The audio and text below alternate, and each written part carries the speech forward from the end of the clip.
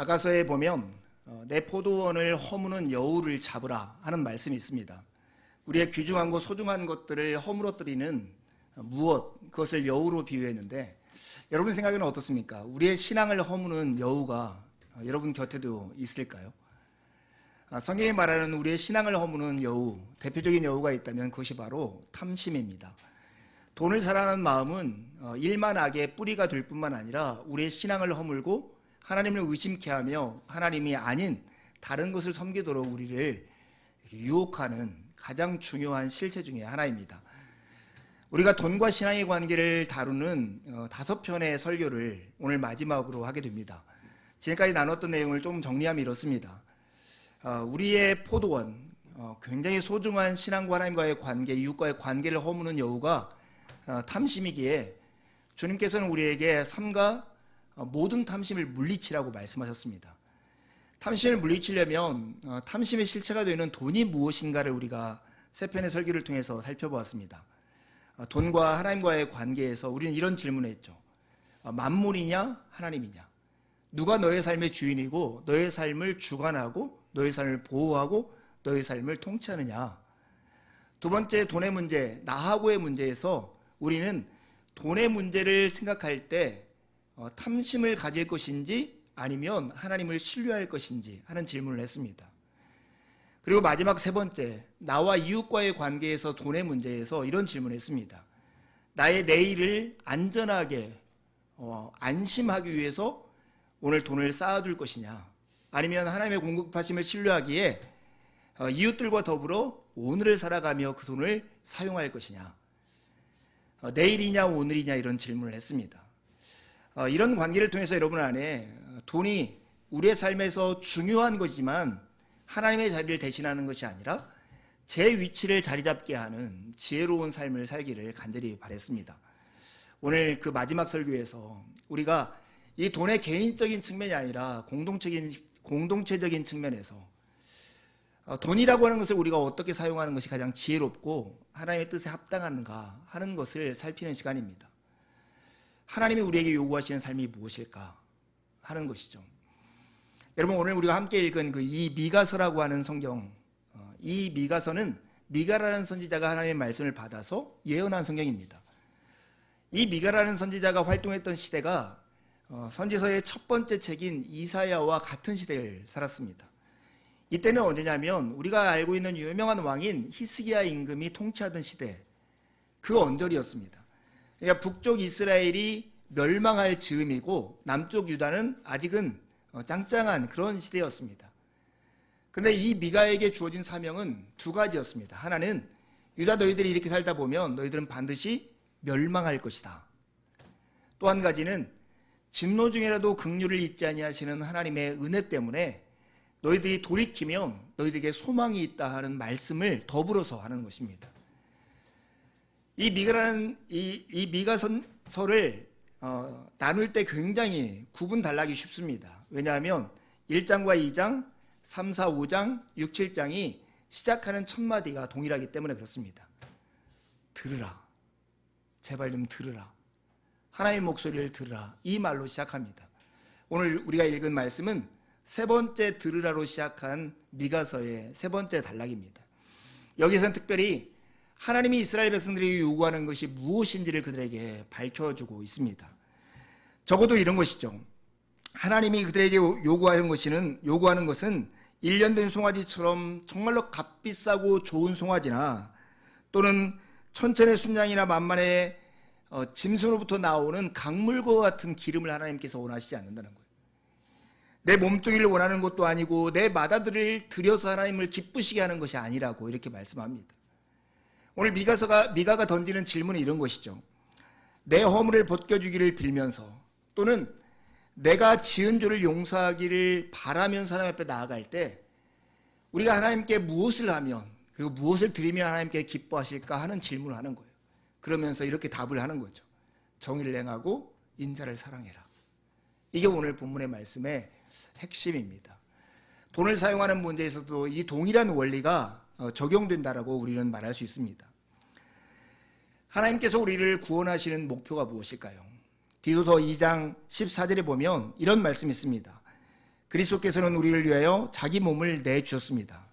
그것은 우리를 모든 불법에서 건져내시고 깨끗하게 하셔서 선한 일에 열심을 내는 백성을 삼으시려는 것입니다. 하나님께서 우리를 구원하시는 목적은 단순히 우리를 악과 고난으로부터 건져내는데 목적이 있지 않습니다. 그 이상의 목적이 있는 것이죠. 그것은 우리를 하여금 선한 일에 열심을 내는 자기 백성이 되게 하는 것이 하나님의 목적입니다. 우리가 여기서 던지는 질문은 하나님이 원하시는 것, 그 선한 일이라는 것이 무엇인가 하는 것이죠. 오늘 본문이 그 답을 우리에게 제시하고 있습니다. 이 말씀을 우리가 주의 깊게 들어야 할 이유가 뭐냐면 우리가 살아가는 세상이 정말 극단적으로 각자 도생의 시대를 살고 있기 때문에 그렇습니다. 내 몫을 챙기기 위해서 무한 경쟁하는 시대를 우리가 살고 있습니다. 그리고 혹시나 내 것을 빼앗길까 봐 주변 사람들의 공격을 두리번거리면서 다니는 것이 우리 시대의 모습 같아서 마치 동물의 왕국의 한 편을 보는 것 같은 것이 우리가 살아가는 세상이 아닌가 하는 그런 염려가 듭니다. 특별히 요즘 정말로 많이 일어나는 사회폭력 범죄들 때문에 그냥 골목길을 지나갈 때 예전에는 안전하다 싶었는데 요즘은 두리번거리면서 혹시 나를 유의하는 사람이 없는가 이런 생각을 하면서 걸어야 하는 그런 때를 우리가 살고 있는 듯합니다. 우리가 잃어버린 것이 무엇일까요? 우리가 잃어버린 것 중에 하나가 저는 인심이라고 생각합니다. 인심의 한자어는 사람의 인자의 마음 심자입니다. 사람의 마음입니다. 사람의 마음을 갖지 못한 것을 표현할 때 보통 인면수심이라고 말하죠. 사람의 얼굴을 가지고 있지만 짐승의 마음을 가지고 살아가는 사람을 이렇게 표현합니다. 우리 시대에 정말 잃어버린 것 중에 하나가 인심. 누구나 생각하면 이것이 옳고 이것이 바르고 이렇게 해야 한다라고 하는 것이 경제적인 가치로 설명할 수 없으면 무시되는 시대를 우리가 살고 있습니다. 제가 어린 시절에 초등학교 들어가기 전쯤에 우리 동네에서 일어났던 일이 하나 있습니다. 조그마한 가게가 있었는데 가게집 부부가 살다가 남편이 큰 병에 걸려서 세상을 떠나게 되었습니다. 한 2달 정도 지났는데 그 가게집 아주머니와 그 동네의 어떤 남자가 결혼을 하게 되었습니다. 그것도 2달 만에. 지금도 굉장히 낯선 풍경인데 시골에서 그 옛날에 이것은 굉장히 특별한 일이었습니다. 얼마가 지나지 않았는데 동네 정미소 앞에 큰 그 마당에서 동네 어른들이 모여 있었습니다. 그 멍석에다가 그 남자를 둘둘둘 말하고 몽둥이로 그 남자를 훔신 때리고 그 동네에서 쫓아내버렸습니다. 제가 아주 어렸을 때의 기억이지만은 그 기억이 지금도 영상처럼 보입니다. 이것이 바로 인심이죠. 사람이라면 할 수 없는 일. 사람이라면 할 수 없는 일들을 그 동네 사람들이 전부 다 알아서 법이 아니어도 그렇게 행할 수 있는 그런 시대가 우리 예전에는 있었습니다. 하지만 지금은 법이 아니면 그리고 돈이 아니면 설명할 수 없는 그것들은 마치 도덕으로서 강제되지 않는 무엇처럼 그냥 통용되는 시대를 살고 있습니다. 이것이 우리가 살아가는 시대에서 잃어버린 것, 그것이 바로 인심이라고 생각합니다. 그리스도인 안에도 이 인심을 잃어버릴 때가 참 많습니다. 하나님이 나를 용서하셨다는 그 하나의 마치 보험증을 가지고 나는 마치 인면을 하고 있지만 수심을 가지고 살아도 되는 것처럼 마음껏 욕심을 내고 살아가는 것이 당연한 것처럼 살아가는 그리스도인이 있다는 것은 우리가 가지고 있는 큰 부끄러움이 아닐 수 없습니다. 우리가 여기서 추구해야 할 것이 무엇인가 깊이 생각해야 합니다. 오늘날 정말로 이 미가서의 시대만큼이나 우리가 하지 못하는 것이 있다면 듣는 거라고 생각합니다. 다른 사람의 아픔과 슬픔의 소리를 듣지 못하고 다른 사람의 한과 그 마음속에 응어리진 소리를 듣지 못하고 더 궁극적으로는 하나님의 음성을 듣지 못하는 시대를 우리가 살고 있습니다. 귀를 기울여서 그 목소리를 듣고 내 마음의 주파수를 그의 마음과 동일시하고 그의 마음을 나와 함께 맞추는 그런 일들이 우리에게 필요한 시대입니다. 오늘 여러분 하나님의 말씀을 들을 때도 오늘 미가서가 계속해서 우리에게 말을 하는 것처럼 귀를 열고 하나님의 음성에 귀를 기울이는 시간이 되기를 간절히 바랍니다. 오두막 공사를 하면서 제가 느끼는 한 가지가 있었습니다. 저의 못남이 드러나는 건데요. 두 가지 방법으로 일을 하게 되더라고요. 하나는 빼기 방법, 하나는 더하기 방법, 이렇게 제가 이름을 지었습니다. 이 창문틀에다가 나무를 예쁘게 대는 문제가 생겼습니다. 같이 일하는 친구들끼리 막 대화를 하다 보면 의견이 다른 거예요. 의견이 다를 때 이것을 네 생각이 옳냐 내 생각이 옳냐 이렇게 싸워서 결국 한 사람의 생각만이 채택되는 경우가 있었습니다. 그러면 이것은 바로 빼기 전략이죠. 그래서 한 사람의 생각을 버리고 한 사람의 생각만을 옳게 채택하는 방법이었습니다. 근데 때로는 더하기 방법으로 일할 때가 있더라고요. 어떤 사람이 이런 제안을 했는데 다른 사람이 더 좋은 제안을 하고 또 이 제안이 합해져서 더 근사하게 답이 나오는 거예요. 오두막에 여러분 가보신 분들은 옛날에 가보신 분들은 그 초라함을 알 텐데 화장실이 집 밖에 있었습니다. 그래서 그걸 어떻게 꾸밀까 한참 고민하고 있을 때 미국에서 온 후배가 형, 이 화장실 집 안으로 넣어보자 그러더라고요. 그래서 고민하다가 늘 곳을 찾았고 그것을 어떻게 할까 찾다가 결국 변기까지 설치하는 데까지 이르렀습니다. 이게 전형적인 더하기 생각이었어요. 한 사람의 생각이 온전히 다 받아들여서 그 생각이 된 게 아니라 그 친구의 생각과 저의 생각 또 다른 친구의 생각들이 합해져서 지금처럼 근사하게 그 자리에 화장실이 설치하게 되었던 것이죠. 사랑하는 여러분, 무한 경쟁의 시대를 살다 보니 늘 우리는 다른 사람의 생각과 나의 생각을 누가 더 옳은가, 누가 더 좋은가, 더 효과적인가를 따져서 한 사람의 생각을 버리는데 그리고 내 생각이 이겼다라고 주장하는데 우리의 마음과 힘을 쏟을 때가 참 많습니다. 그보다 더 좋은 것은 더하기 생각입니다. 우리의 생각과 우리의 이웃의 생각, 우리의 생각과 하나님의 생각을 더해서 궁극적인 선을 향해서 우리가 나아가는 것. 열린 마음을 통해서 주님이 오늘 우리에게 요구하신 삶이 무엇인가를 듣는 것이 우리에게 필요합니다. 오늘 우리에게 주님께서 우리에게 보이신 선한 것, 주님이 우리에게 바라시는 것, 주님이 우리에게 요구하는 것이 무엇인지를 오늘 본문이 밝히 보여줍니다.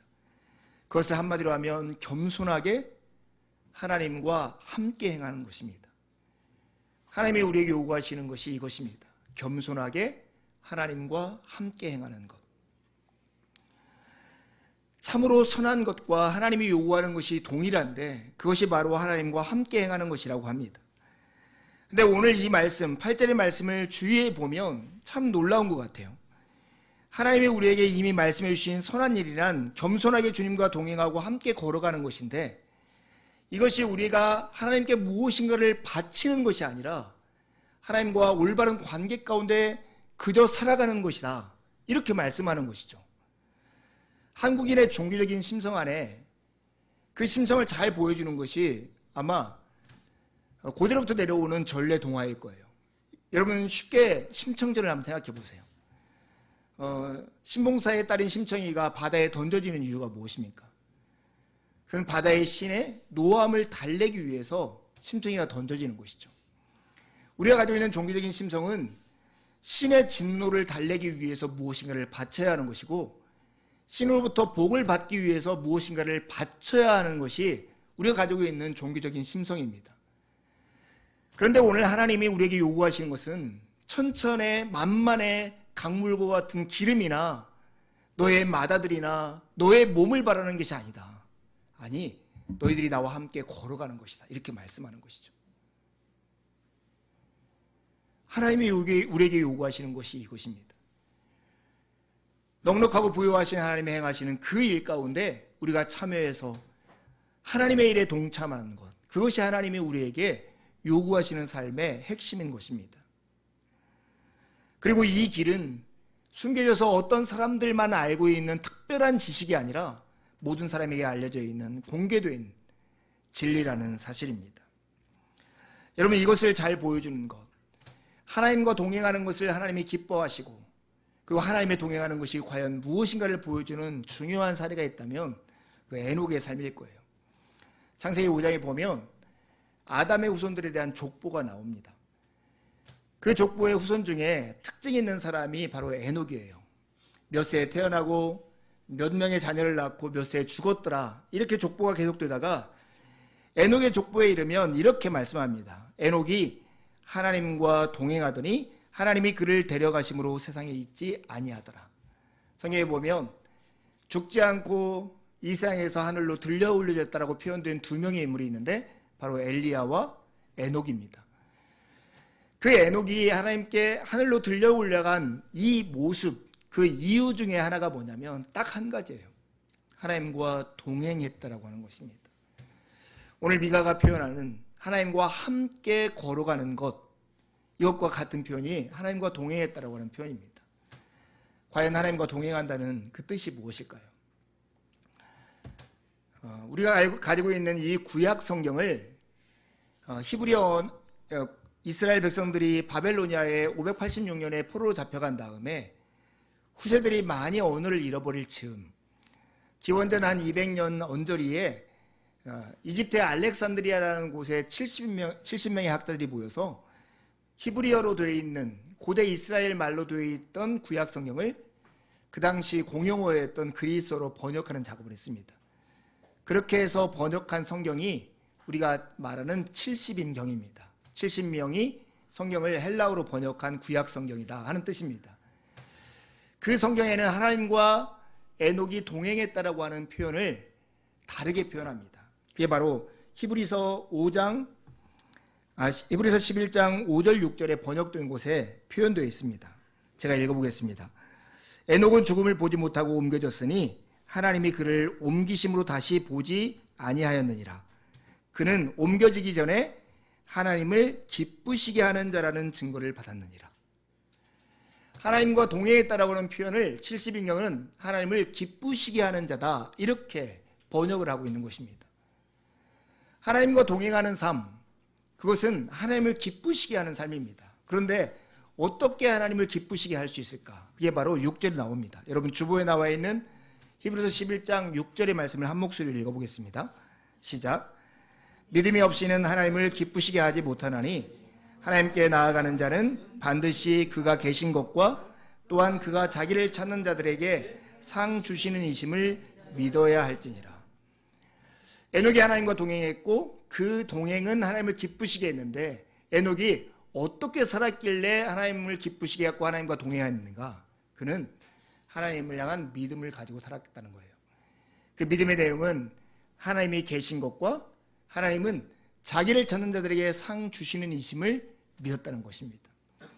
여러분, 이 말이 사실은 성경에 이렇게 복잡하기도 했지만 우리의 일상의 삶에서도 충분히 경험될 수 있는 내용입니다. 여러분 주위에 어떤 사람이 정말로 실제하고 힘이 있어요. 그런데 그 사람과 가까이 있으면 그 사람에게 큰 덕을 본다고 생각해 보세요. 그러면 여러분 그 사람을 떠나겠습니까? 그 사람과 가까이 하겠습니까? 누구나 가까이 할 거예요. 그리고 그 사람이 원하는 삶의 태도에 자기 자신을 맞추면서 그 사람과 친하게 지낼 거예요. 오늘 우리가 히브리서 11장 5절 6절에 나와 있는 에녹의 삶을 이해하는데 그냥 우리의 경험을 적용해도 크게 다르지 않습니다. 세상의 어떤 것과 비교할 수 없는 그 하나님이 실제에 계시고 그분은 자기를 찾는 자에게 상 주심을 믿는다면 그 믿음을 가진 사람은 하나님을 떠날 수 없고 하나님과 마음을 분리할 수 없는 것입니다.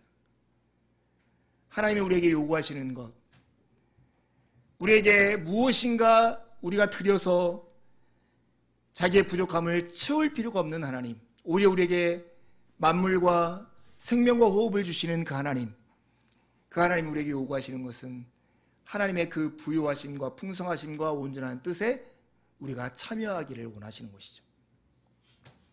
하나님이 계신 것과 그분이 자기를 찾는 자에게 상 주시는 힘을 믿는 사람이라면 하나님을 떠나지 않을 것입니다. 하나님이 우리에게 요구하시는 것은 하나님과 함께 행하는 것입니다. 이것이 바로 하나님이 우리에게 요구하시는 내용의 핵심입니다. 이런 삶이 어떻게 가능할까요? 그것은 하나님이 계신 것과 그분이 자기를 찾는 자들에게 상 주심을 믿는 믿음이 있을 때만 가능한 일입니다. 사랑하는 여러분, 우리가 가지고 있는 지식은 우리의 삶의 실천을 통해서 분명해지고, 우리의 삶의 행동은 우리가 가진 지식을 통해서 잘 정리되고 이해가 됩니다. 우리가 하나님과 동행하는 삶, 하나님과 함께하는 삶도 우리가 진짜 하나님이 행하시는 일에 참여함으로써 구체적으로 이해가 되고 경험이 되고, 그런 일을 해볼 때 하나님이 얼마나 풍성하고 능력이 있는 분인가를 우리가 또한 알게 될 것입니다. 하나님과 함께 거하는 삶의 구체적인 두 가지 내용이 8절 초반부에 나옵니다. 그것이 바로 아까 어린이 설교에서 나눈 것처럼 정의를 행하고 인자를 사랑하는 것입니다. 여러분 주목해 보십시오. 오늘 성경에 나와 있는 정의를 행한다 할 때 이 정의, 이것을 히브리어로는 미슈파트라고 합니다. 보통 재판이라고 하는 말로 번역되는 단어예요. 성경에 나와는 정의에 관한 또 하나 대표적인 단어가 있다면 짜데카라고 하는 단어입니다. 이 단어를 팀 켈러라고 하는 목사님이 두 가지로 분리해서 설명을 했습니다. 이 미슈파트는 일종의 교정 정의로서 연약한 자를 보살피는 손길이라고 번역을 했습니다. 더 쉽게 생각하면 잘못을 저지른 자들에게는 벌을 내리고 부당한 대우를 받는 희생자들을 보살펴주는 그런 마음. 재판이라는 것이 그런 기능 아닙니까? 벌한 자를 벌 받을 자를 벌을 하고 구제받아야 할 자를 보호해 주는 것이 재판인 것처럼, 이 정의라고 하는 것은 잘못을 저지른 자들에게 벌을 내리고 부당한 대우를 받는 희생자를 보호하는 데 목적이 있어요.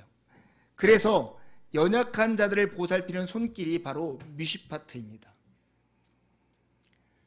오늘 하나님과 동행하는 삶의 핵심 중에 하나는 뭐냐면 바로 이 정의, 미슈파트를 행하는 것입니다. 연약한 자를 보살피는 손길을 우리가 힘써 일하는 것, 이걸 바로 정의를 행하는 거라고 말씀하는 것입니다. 그런데 이 미슈파트의 정의는 목표가 있어요. 또 하나의 정의라는 표현에 짜데카를 이루는 것이 목표예요. 하나님이 원래 계획하시고 이루려고 하는 그 세상을 이루는 것, 그것이 미슈파트의 목적인 것입니다. 내 이웃을 내 몸처럼 사랑하고 서로가 서로를 묶여서 함께 웃고 함께 우는 세상을 만드는 것이, 그래서 정의와 평화와 기쁨이 있는 세상을 만드는 것이 하나님의 목표인데, 우리가 정의를 행하는 것의 목표가 바로 거기에 있는 것입니다. 우리 시대는 서로를 향한 연민이 과거보다는 많이 약해진 시대를 살아가고 있습니다. 그 이유가 뭐냐면 다른 사람의 고통을 내 삶의 경험으로 가까이에서 보지 못하기 때문이 아닐까 싶습니다. 제가 이번 주에 이 당산동 지역에서 가장 용감한 한 분을 만났어요. 주차장 앞에 횡단보도를 건너려고 서 있는데 80대는 되어보는 할아버지가 이렇게 보조기처럼 다니는 조그마한 유모차 이걸 끌고 그 앞에 서 계시다가 차들이 쌩쌩 다니는데 갑자기 찻길로 걸어가시는 거예요. 그 할아버지는 이렇게 몸이 불편하셔가지고 보폭이 10cm도 안 되는 것 같아요. 두둠두둠두둠 이렇게 걸어가면서 그냥 걸어가세요. 갑자기 차들이 멈추고 이 할아버지는 저쪽에서 막 차가 오는데도 계속 가고 있었어요. 이걸 지켜보고 있는데 어떻게 할까 망설이다가 저도 같이 뛰어들어가지고 멋지게 딱 차를 잡고 할아버지를 이렇게 가이드하면서 갔는데, 이 할아버지가 얼마나 용기 있는지 횡단보도를 이렇게 직각으로 걸어가는 게 아니라 자기가 가고 싶은데 대각선으로 이렇게 걸어가시는 거예요. 할아버지 이쪽으로 가셔야 돼요. 그러는데 여전히 대각선으로 가면서 그렇게 가시는 거예요. 참 그 버스랑 차들이 그대로 기다려서 한 1분 넘게를 그대로 기다려 주더라고요. 그러고 그 다음날 비가 왔는데 건너편에 어떤 할아버지가 가방을 이렇게 머리에 얹고 비를 이렇게 피하면서 걸어오시는데, 그 할아버지 걸음도 보폭이 한 20cm밖에 안 돼요. 더듬더듬 이렇게. 그래서 제가 착한 마음에 제가 쓰고 있던 우산, 왜냐면 저는 작업복이었기 때문에 할아버지한테 할아버지 이거 쓰실래요? 이렇게 줬더니 한 10m에 있는 그 편의점으로 우산을 사러 가고 있다고, 자기 괜찮다고 하면서 이렇게 지나가시는 거예요. 제가 이 두 가지 행동을 하면서 굉장히 근사했나요? 네, 행동을 하고 이렇게 앉아 있는데 이런 생각이 들었어요. 왜 나는 저 나이 든 어른들에 대해서 연민의 마음을 가질까? 이런 생각을 하게 됐어요. 그것이 아마도 우리 아버지 때문이겠다. 내가 아버지를 늘 가까이 있고 90대가 된 아버지는 그냥 걷다 보면 잘못하면 균형을 잃어가지고 제가 넘어질지 모른다는 늘 마음을 가지고 사는 얘기를 워낙 많이 듣다 보니 이렇게 걸음걸이가 불편한 이 할아버지들에 대해서 내가 같은 연민의 마음을 갖는 것이 아닐까 하는 생각이 제 마음속에 들었습니다. 여러분, 우리가 누구에게인가 정의를 행하기 위해서 정말 필요한 것은 뭐냐면 다른 사람의 삶에 참여하는 것입니다. 그 사람의 삶에 참여해서 같이 공감하지 못하면 그 마음 안에서 진정한 사랑과 연약한 자를 돌보는 손길들이 일지 않는다는 것입니다. 그런데 우리는 모든 사람의 삶에 다 참여하거나 모든 사람의 경험에 동참해서 그 마음을 가질 수도 없고 갖고 살 수도 없을 것입니다. 오늘 위적으로 정의를 행하는 그 삶의 내적인 엔진과 같은 것을 오늘 본문은 인자를 사랑하는 거라고 말합니다. 여기서 인자는 신약성경에서 예수님이 당신을 표현할 때 사용하는 사람의 아들이라는 뜻이 아니라 헤세드라고 번역된 히브리에서 온 단어입니다. 헤세드는 하나님의 자비로운 사랑과 말로 다할 수 없는 성실함을 뜻하는 단어예요. 성경에 말하는 사랑에 대한 가장 최고의 사랑의 표현이 바로 이 헤세드입니다. 이 헤세드가 가장 적나라하게 드러나는 곳은 뭐냐면 예수 그리스도의 십자가입니다. 그래서 정의의 엔진, 정의를 작동하게 만드는 힘은 바로 인자, 헤세드로부터 나온다는 것입니다. 하나님이 예수 그리스도 안에서 우리에게 베푸시는 무차별적인 은혜와 사랑을 경험하고 최고의 가치로 여기는 그 사람이 자기가 받은 사랑에 대한 빚진 마음으로 누군가를 향해서 헤세드를 표현하는 것, 그것이 바로 미슈파트 정의라고 말할 수 있는 것입니다. 저는 이번 주에 굉장히 슬픈 장례식에 다녀왔습니다. 제가 아는 사람의 부모님이 아버지가 췌장암에 걸렸는데 항암 투병을 하다가 부부가 동반해서 세상을 떠났습니다. 굉장히 슬픈 장례식이었고 자녀들도 뜻밖의 그 상황에 굉장히 당황하고 있는 장례식이었는데 장례장에 가면서 이렇게 통로를 지나가는데 집집마다 이렇게 놓여져 있는 화환의 수가 굉장히 달랐습니다. 어떤 집은 놓을 자리가 없을 만큼 화환이 꽉 차 있었고 어떤 집은 화환이 몇 개 없는 그런 집도 있었습니다. 그러면서 이런 생각이 있었어요. 장례식장에 가면 여러분 위로를 하기 위해서 가잖아요. 그럴 때 여러분 잘 살고 힘 있는 사람 그런 가정에 조의금을 많이 합니까? 아니면 정말로 돈이 필요하고 연약한 가정에 그리고 내가 덕볼 것도 없는 그런 가정에 조의금을 더 많이 합니까? 우리 마음에는 잘 생각해 보면 연약하고 힘들고 어려운 가정에 조의금을 많이 하고 이런 돈 없어도 되는 그 가정에 조금만 내가 마음을 표현해도 될 것 같은데 우리 대부분은 어쩌면 반대로 하고 있을지 모른다는 생각이 들었어요. 우리의 사회가 상부상조, 내가 주면 내가 받고 하는 이런 시스템이 잘 갖춰져 있으면 세상이 정의로워질 것 같지만 사실은 어쩌면 있는 사람은 있는 사람들끼리 없는 사람은 없는 사람들끼리 묶여져 있는 상부상조의 관계는 오히려 부의 편중을 가속화시킬 수도 있다는 생각이 들었습니다. 성경에 말하는 정의는 손해보는 일입니다. 가진 사람이 없는 사람에게 하나님께 더 많이 받은 사람이 지금 가지지 못한 사람들에게 흘려보내는 것, 그것이 성경의 정의입니다. 우리가 이렇게 할 수 있는 이유는 우리가 영적인 파산 상태를 경험했기 때문입니다. 예수님께서 우리를 향해서 자비로운 사랑과 말로 다할 수 없는 성실로 우리를 향해서 십자가를 지시는 그 일을 행하지 않으셨다면 오늘의 우리가 없다라고 생각하는 그 사람들, 그들이 우리이기에 우리가 그 빚진 마음으로 이웃을 향해서 그 헤세드를 행하는 것, 그것이 바로 성경에 말하는 정의인 것입니다. 돈의 문제에 있어서 우리는 내일을 염려해서 오늘 내 삶이라는 좁은 공간에 돈으로 꽉 채워서 스스로 숨도 못 쉬게 하는 자기살인의 욕심을 부리고 있진 않을까. 여러분 스스로에게 질문해 보십시오. 그리고 오히려 그리스도의 사랑으로 이웃이 그저 인간이기에 가져야 할 권리를 누릴 수 있도록 여러분의 삶의 불편을 감수하는, 여러분의 삶의 여유를 포기하는, 주님이 우리를 위해서 행하셨던 것처럼 그 일을 행하는 일에 동참하고 있는지 이렇게 질문해 봐야 합니다. 선한 사마리아 사람의 비유라는 예수님의 비유를 여러분 잘 아시죠?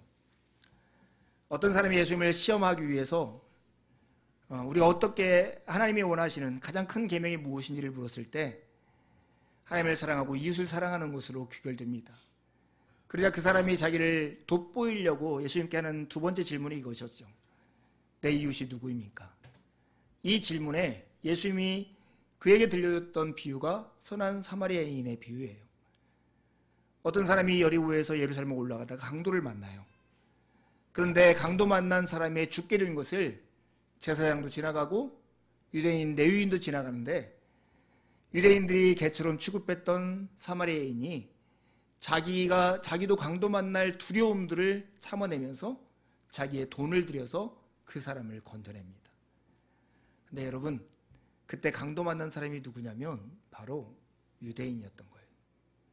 유대인을 사마리아 사람이 그렇게 간병하는 거죠. 내 이웃이 누굽니까?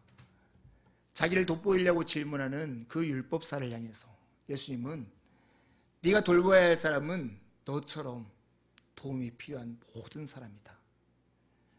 진짜 너에게 그런 마음이 필요하다는 것을 알려면 네가 지금 강도 만난 자의 자리에 가보라. 이렇게 말씀하는 것이죠. 우리가 다른 사람의 일을 쉽게 판단하고 평가하는 이유가 무엇일까요? 우리가 그 자리에 서 있지 않기 때문입니다. 이번에 서현역에서 차에 치여 죽은 어떤 부부가 아내가 있었죠. 방송에서 시사 프로그램에서 그걸 다루는 걸 봤어요. 9월 2일 날 아내와 함께 스페인 여행을 계획하고 있었는데 아내가 세상을 떠나고 혼자 자기가 남아있는 이 사람이 울면서 그런 얘기를 하더라고요. 제발 가해자에게 관심을 갖지 말고 피해자에게 좀 관심을 가져달라고. 피해자에게 좀 관심을 가져달라고. 여러분, 우리가 정말로 사회에서 일어나는 어려운 문제나 이런 마음에 정말 동참하기를 원한다면 주님께서 우리의 자리로 오셔서 우리의 삶을 친히 경험하시고 체휼하셨던 것처럼 아픔에 처해 있는 사람들의 자리로 내려가셔서 그들과 마음을 같이 해야 합니다. 주님이 우리를 사랑하셨다는 마음을 알면 그 마음에 동참하게 되고 그 마음으로부터 연약한 자를 돌보는 손길이 시작될 것입니다. 돈을 어디에 써야 할 것인가 하는 질문을 한다면 오늘도 하나님이 예수 그리스도 안에서 우리를 행하신 그 일을 우리를 통해서 하고 싶은 그 일 가운데 참여해야 하는 것입니다. 우리가 이 돈의 문제에서 정말로 이렇게 하기 위해서 필요한 두 가지가 있습니다. 첫 번째는 하나님의 마음을 우리 가운데 늘 품는 거예요. 여러분, 하나님은 저 높고 높은 보좌 위에서 우리를 창조하시고 우리를 구원하신 전능의 왕이시지만 우리의 자리로 찾아오셔서 우리와 함께 하신 하나님이십니다. 여러분, 성경에 하나님이 당신 스스로를 이렇게 말씀하십니다. 그 거룩한 곳에 계시는 하나님은 고아들의 아버지고 과부들을 돕는 재판관이다. 가난한 자의 하나님, 정의의 하나님께서는 가난한 자들과 자신을 하나로 묶고 그들의 운명에 동참하신 하나님이십니다.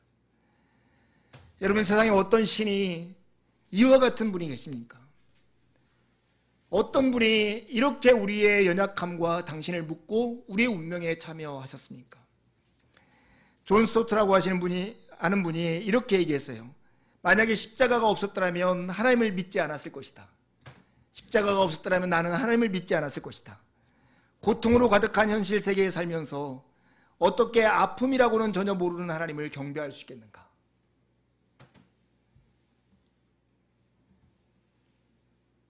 우리가 예배하는 하나님은 우리의 고통을 친히 체휼하신 분이십니다. 그분의 일에 동참한다는 것은 세상의 아픔에 우리가 같이 공감하고 연약한 자를 돌보시는 하나님의 손길에 참여하는 것입니다. 두 번째 일이 있다면 하나님의 행동에 오늘 참여하는 것입니다.